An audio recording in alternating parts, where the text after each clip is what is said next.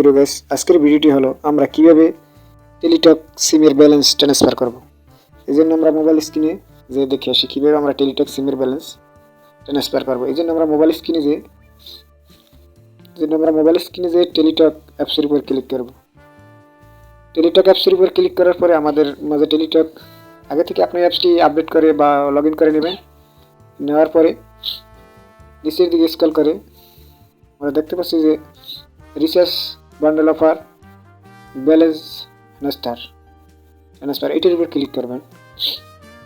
এটির উপর ক্লিক করার পর আপনি এই জায়গায় আপনার একটা টেলিটক নাম্বার উঠাবেন, যেমন যে নাম্বারটা আপনি ট্রান্সফার করবেন। যেমন আমি এই নাম্বারটা উঠাইলাম। উঠানোর পরে এই জায়গায় যে আপনি কত টাকা করবেন, যেমন আমি 10 টাকা ট্রান্সফার করব, ওই 10 টাকা দিলাম। দেওয়ার পরে আমি নিচে ক্লিক করে তারপরে এই হেনাস্টার টাকা এই 10 টাকা এটির উপর ক্লিক করতে হবে। ক্লিক করার পর আপনার একটি ওটিপি, 6 সংখ্যার একটি ওটিপি আপনার সিমে যাবে। যাওয়ার পর ওটিপিটা আপনার এই জায়গায় বসাতে হবে। যেমন ওটিপিটা এই জায়গায় বসাতে হবে। ওয়ান টাইম একটি ওটিপি যাবে আপনার 83। তারপর পাঠান এই অপশনে ক্লিক করতে হবে। যেমন আপনার নাম্বার একটা 6 সংখ্যার ওটিপি যাবে ওয়ান টাইম।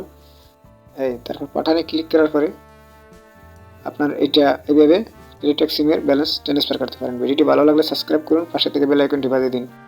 আল্লাহ হাফেজ।